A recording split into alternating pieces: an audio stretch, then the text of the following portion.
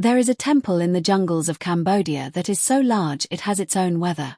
The morning mist that rises from the moat surrounding it, the largest moat in the world, 4 meters deep and 200 meters wide, encircling a complex whose outer wall alone encloses an area of 203 hectares, mixes with the cool air coming off the stone towers to create a specific microclimate of shadow and moisture that sustains the ferns and the mosses growing in every crack and crevice of the sandstone, giving the temple the specific quality of something that is simultaneously a human construction and a living thing, the boundary between the built world and the natural world blurred in ways that no other monument on Earth quite manages. The central towers rise 65 meters above the jungle floor. The bas-reliefs that decorate the gallery walls extend for 800 meters, the longest continuous bas-relief in the world, carved in such extraordinary detail that individual faces in crowd scenes have distinct expressions, that the folds of fabric on dancers carved 1,000 years ago in stone fall with the specific accuracy of someone who had studied how fabric actually falls and cared enough to get it right. It is Angkor Wat, the largest religious monument ever constructed by human beings. The crowning achievement of the Khmer Empire, the civilization that dominated mainland Southeast Asia for 6 centuries, that built in the forests of what is now Cambodia a network of cities and temples and hydraulic infrastructure so vast and so sophisticated that the world outside Southeast Asia simply did not know it had existed until French explorers found it in the mid-19th century and refused to believe that the people they found living in its ruins could possibly have built it. They were wrong to refuse. The Khmer built it. They built all of it, not just Angkor Wat but the entire city of Angkor, which at its peak in the 12th and 13th centuries was the largest pre-industrial city on Earth, with a population of approximately 1 million people, served by the most sophisticated hydraulic engineering system in the medieval world, whose rice paddies and fish ponds and water management canals and reservoirs made it the most productive agricultural landscape in Southeast Asia. They built it without iron tools, using bronze and stone. They built it without the wheel for transport, using elephants and human labor and the specific engineering knowledge of a civilization that had been building in stone for 4 centuries before Angkor Wat's construction began. The story of Angkor Wat, of who built it and why and what happened to the civilization that built it and how it was lost to the world outside Cambodia for centuries and how it was found again, is one of the most extraordinary stories in the entire history of human civilization. But before the temple, before the Khmer Empire and the god kings who commissioned the construction and the architects who designed it and the laborious who spent 30 years cutting the sandstone blocks from quarries 40 kilometers away and floating them down the river on rafts and fitting them together with the specific precision of a civilization whose relationship with stone was as intimate and as sophisticated as any in the ancient world. Before all of it, there was the landscape.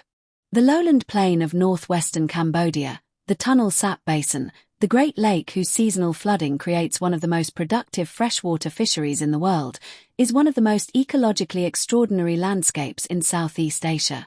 The Tunnel Sap Lake expands from approximately 2,500 square kilometers in the dry season to approximately 16,000 square kilometers in the wet season, as the Mekong River floods and reverses the flow of the Tunnel Sap River, pushing water back into the lake. The fish that breed in the flooded forest margins of the expanded lake are the protein foundation of the most densely populated agricultural landscape in mainland Southeast Asia, a landscape whose specific ecological productivity made it possible to feed a city of 1 million people before any of the agricultural technologies of the Industrial Revolution had been invented. The people who eventually built Angkor had been living in this landscape for thousands of years before the Khmer Empire emerged.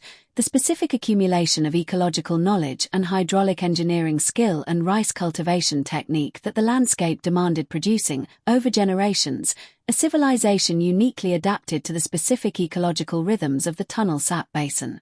The Funan and Chenla kingdoms that preceded the Khmer Empire in the same landscape had already developed the hydraulic infrastructure and the Indianized court culture, the specific absorption of Hindu and Buddhist religious traditions from the Indian subcontinent, transmitted through trade contacts and religious teachers, that gave the Khmer civilization its specific theological and architectural vocabulary, that the Khmer would eventually develop to its highest expression.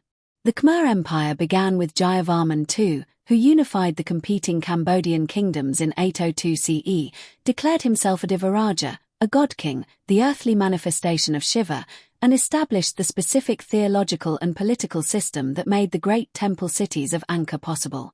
The Divaraja concept, the idea that the king was simultaneously a human ruler and a divine being, that his capital city was a symbolic representation of the cosmic mountain Meru at the center of the Hindu universe, that the temples he built were simultaneously his palace and the earthly home of the gods, was both a theological framework and a political tool of extraordinary effectiveness. A king who is a god does not merely rule his people. He mediates between the human world and the divine world. His prosperity is the prosperity of the kingdom. His temple is the temple of the universe. The labor and the resources required to build that temple are not mere political obligation but cosmic necessity, the contribution of every person in the kingdom to the maintenance of the divine order that sustains their world. This specific theological logic, combined with the extraordinary agricultural productivity that the Tunnel Sap Basin's hydraulic system made possible, which freed sufficient labor from food production to build on a scale that no other medieval civilization could match, was the engine of Angkor's construction. Angkor Wat was built by Suryavarman II, who ruled from approximately 1113 to 1150 CE, and who was one of the most capable and most ambitious rulers in the long history of the Khmer Empire. The temple was his state temple, the monument that would demonstrate his divine status, serve as his royal mausoleum, and exist as the most complete expression of the specific theological vision of the Khmer universe. The construction took approximately 30 years. The workforce has been estimated at hundreds of thousands of people, not slaves, as the European colonial imagination initially assumed, but the specific system of labor obligation that the Khmer state maintained, the same system that maintained the hydraulic infrastructure, harvested the rice, built the roads, operated the administrative machinery of an empire that stretched from the Gulf of Thailand to what is now southern China. The sandstone, 5 million tons of it, approximately the same amount of stone used in the Great Pyramid of Giza, was quarried from Phnom Kulen, the sacred mountain approximately 40 kilometers north of Angkor, where the stone was cut and then transported south along a network of specially built canals to the construction site. The specific logistics of moving 5 million tons of stone 40 kilometers with no wheeled vehicles, on rafts along the canals, on the backs of elephants, is itself an engineering achievement of the highest order. The design of the temple is a three-dimensional mandala, a symbolic representation in stone of the Hindu cosmos. The central tower represents Mount Meru, the cosmic mountain at the center of the universe. The four surrounding towers represent the satellite peaks of Meru. The galleries that surround the central complex represent the mountain ranges of the cosmos. The moat represents the cosmic ocean. Every structural element has a cosmological meaning, and the specific alignment of the temple, its main entrance faces west, toward the setting sun, toward the direction of death and the afterlife, reflects the funerary function of a monument that was designed from the beginning to be the God King's mausoleum. The bas-reliefs. The 800 meters of carved narrative gallery that run along the outer walls of the second level are the most extraordinary continuous narrative sculptural achievement in the ancient world, surpassing in both scale and detail the friezes of the Parthenon, the carvings of the Borobudur, the bas-reliefs of any other ancient temple. The scenes they depict, the churning of the cosmic ocean from Hindu mythology, the battles of the Kurukshetra war from the Mahabharata, the armies of Suryavarman II marching in procession, the heavens and the hells of the Hindu afterlife with their specific rewards and torments, are depicted with a narrative sophistication and a visual complexity that required the accumulated skill of a craft tradition refined over centuries. The apsaras, the celestial dancing girls carved in the bas-reliefs and the pilasters of every gallery, are perhaps the most immediately beautiful element of Angkor Wat sculptural decoration. Nearly 2,000 individual apsara figures, no two exactly alike, each with a distinct face and a distinct hairstyle and a distinct arrangement of jewelry and a distinct expression, carved with the specific loving attention of sculptors who understood that beauty in repetition is achieved not through uniformity but through variation. Angkor thrived. The city that surrounded the temple complex grew to become the largest pre-industrial urban agglomeration on Earth, a city whose LiDAR surveys, conducted from aircraft in the early 21st century, revealed an urban extent far greater than the visible monuments had suggested, a network of suburbs and agricultural plots and hydraulic infrastructure that covered over 1,000 square kilometers. The hydraulic system, The network of canals and reservoirs and distribution channels that managed the tunnel sap's floodwaters for year-round rice cultivation was the engineering infrastructure that made the city's size possible. And then, gradually, the empire declined. The causes of Angkor's decline and eventual abandonment, which happened not in a single catastrophic event but over approximately a century from the early 14th to the mid-15th century, are among the most debated questions in Southeast Asian archaeology. The Thai kingdoms to the north, the Ayutthaya and the Sukhothai, had been pressing on Angkor's frontiers from the 13th century onward, and the specific military pressure they exerted consumed the resources and the political energy that the hydraulic maintenance required. The hydraulic system was not a passive infrastructure. It required continuous labor and continuous management to function. When the political and military crisis disrupted the management system, the canals silted and the reservoirs cracked, and the agricultural productivity that had fed 1 million people declined with the specific irreversibility of a complex system that is easier to break than to repair. Climate contributed.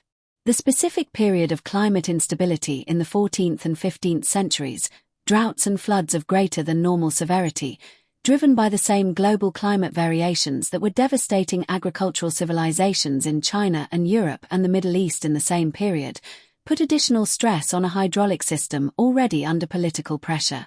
The capital moved south, to Phnom Penh, closer to the sea trade routes that were becoming increasingly important as the overland empire economy gave way to the maritime trade networks of the early modern period. The move was not a single decision but a gradual shift of administrative and economic gravity southward, leaving the vast temple complex of Angkor in the care of the Buddhist monks who maintained a religious presence there and who have maintained one ever since. The jungle moved in. Not completely. The Buddhist monasteries at Angkor Wat itself were never entirely abandoned, and the monks who maintained them preserved the religious traditions of the temple across the centuries of political decline and forest encroachment. The forest did not swallow Angkor Wat the way it swallowed the smaller temples of the complex, the Ta Prohm, the Pre Khan, the temples whose tree-swallowed walls became the most photographed images of the Angkor complex in the 20th century. But it encroached.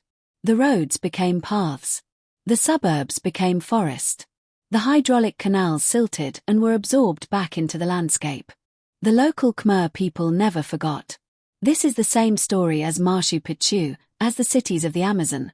The monuments that the wider European world declared discovered were always known to the communities who lived alongside them. The Buddhist monks of Angkor Wat had maintained a continuous presence. The local population knew the temples. The Khmer kings of Phnom Penh occasionally visited for religious ceremonies. Chinese traders had documented Angkor in the 13th century. The account of Zhu Daguan, a Chinese diplomat who spent a year at Angkor in 1296 to 1297 and recorded the city in its late glory, is one of the most important historical documents about the Khmer Empire. The European discovery, the moment at which the wider world outside Southeast Asia became aware of Angkor, is associated most strongly with the French naturalist Henri Mouhot, who visited Angkor in 1860 and published accounts of the temples that reached a European audience with the specific electric quality of a report of something completely beyond their existing geographical imagination. Mouhot was a naturalist. He had come to Southeast Asia to collect beetles and butterflies, and his Cambodian journeys were motivated primarily by entomological ambition rather than archaeological discovery. He was told by local people about the temples in the forest, and he went to see them, and he wrote about what he saw with the specific combination of genuine awe and colonial incomprehension that characterized the European encounter with evidence of non-European civilizations of supreme achievement. His famous and deeply problematic statement, that Angkor Wat was grander than anything left to us by Greece or Rome, and that it was constructed by some ancient Michelangelo, and that it must have been built by a people far different from the savage Khmer of his day, is one of the most revealing pieces of colonial writing in the entire literature of exploration. The awe is genuine. The conclusion, that the ancestors of the Khmer could not have built what the Khmer built, is the specific racist logic of a worldview that could not accommodate the idea that Asian civilizations had achieved what Greece and Rome had achieved, and that therefore attributed the achievement to someone else, some hypothetical other people, rather than to the descendants of the builders who were living right there. The scientific archaeology of Angkor began with the establishment of the École Française d'Extrême Orient, the French Institute for Asian Studies, which took responsibility for the documentation and conservation of the Angkor complex from the late 19th century onward. The specific painstaking work of decades of French and later international scholarship established the historical and architectural record of the Khmer Empire with increasing accuracy, correcting the colonial errors and restoring to the Khmer people the credit for what their ancestors had built. The Cambodian Civil War and the Khmer Rouge genocide of 1975 to 1979, which killed approximately 2 million Cambodians and systematically targeted the educated and the culturally knowledgeable, disrupted the conservation work and damaged some of the monuments, but the temples of Angkor survived substantially intact. The specific durability of stone, the same quality that had allowed the Vishnu basement rocks to survive 2 billion years in the Grand Canyon, preserved Angkor through the worst political catastrophe Cambodia has ever experienced. The UNESCO World Heritage designation came in 1992. The tourism that followed, approximately 3 million visitors per year before the COVID pandemic, one of the most visited heritage sites in Asia, brought the specific complicated combination of economic benefit and conservation challenge that large-scale tourism always brings to fragile ancient monuments. The stone is being worn by feet. The moisture from human breath is affecting the carved surfaces. The vibrations of the tour buses are measurable in the seismic sensors embedded in the stone. And the trees of Tar Prom, the famous temple where the conservation decision was made to leave the enormous strangler fig and silk cotton trees growing through the stone walls, their roots wrapped around carved doorways and their trunk-splitting ancient galleries, are slowly, patiently, inexorably continuing the work they began 400 years ago, their root systems expanding millimeter by millimeter through the cracks in the stone, as indifferent to the 3 million tourists taking photographs of them as the coral polyps are to the divers who swim among them. The temple endures. The morning mist rises from the moat. The apsaras dance in the stone. The central tower rises 65 meters above the jungle. The Khmer built it. They were always building it. The jungle took it for a while. And then the world came back to see what the Khmer had made. It was worth the return journey.